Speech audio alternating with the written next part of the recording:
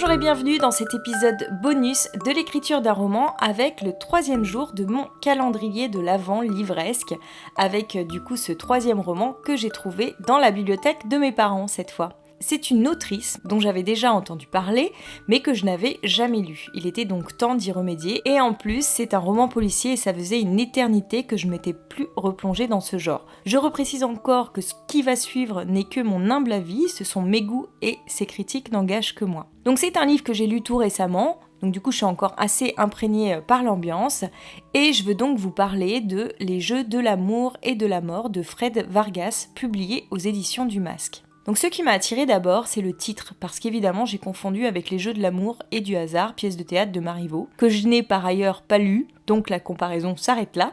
C'est l'histoire d'un artiste peintre, Tom, qui rêve de reconnaissance. Pour ce faire, il tente de se rapprocher de l'artiste phare du moment, dont tout le monde s'arrache les toiles, le grand Gaylord. Il s'arrange donc pour se faire inviter à une réception que donne ce dernier, mais les choses ne se passent pas du tout comme prévu. Je m'arrête là pour ne pas trop vous spoiler la suite.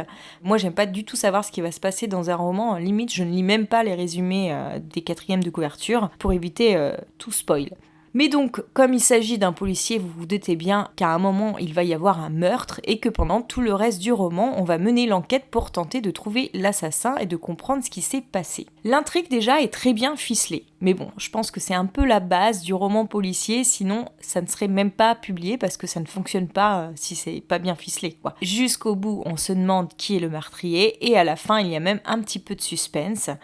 Mais j'ai trouvé la résolution un peu décevante quand même, car tirée par les cheveux. C'est sûr que vu les révélations finales, on n'était pas prêt de démêler l'affaire tout seul, donc ça c'est un petit peu décevant quand même. Ensuite, l'auteur a un style bien à elle. Alors au début j'ai eu un peu de mal à rentrer dedans, car elle a une façon très particulière d'écrire. Franchement, je comprenais rien, pour être sincère. Par exemple, je pensais que le héros était un homme d'âge mûr, homosexuel, et que l'histoire allait se passer dans le milieu gay parisien. Bon, apparemment j'avais à peu près tout faux, puisque pas du tout. En fait, le héros était un jeune artiste qui a l'air plutôt hétéro, si j'ai bien cru comprendre vers la fin du livre. La caractérisation des personnages est faite bizarrement aussi.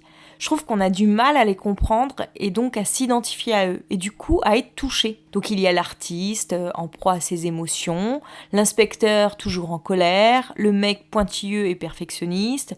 Bref, à part quelques traits de leur caractère bien campés, on a quand même beaucoup de mal à les cerner. Et on rentre à peine dans leur psychologie. Bon, je pense qu'en même temps, ce n'est pas le but d'un policier non plus de rentrer trop dans le psychisme des personnages, sinon on se perd un peu là-dedans et l'intrigue n'avance pas. Mais quand même, il leur arrive des choses assez fortes et effrayantes et finalement, ça n'a pas l'air de les toucher tant que ça. Par contre, là où ça fonctionne bien au niveau de l'intrigue, c'est que leurs objectifs sont très clairs, en tous les cas en ce qui concerne les 2 protagonistes principaux. Et les enjeux sont également très forts. Ça se lit vite et bien, c'est 100 ans mort. Bon, ce n'est pas forcément le livre de l'année, mais ça reste correct. Je vous laisse vous faire votre propre avis si vous avez envie de vous pencher sur la lecture. N'hésitez pas à venir me rejoindre sur Instagram pour me donner votre avis sur les livres dont je vous parle lors de ces petites chroniques. En tous les cas, on se retrouve dès demain avec un livre assez connu d'un auteur réputé. Bonne journée à vous!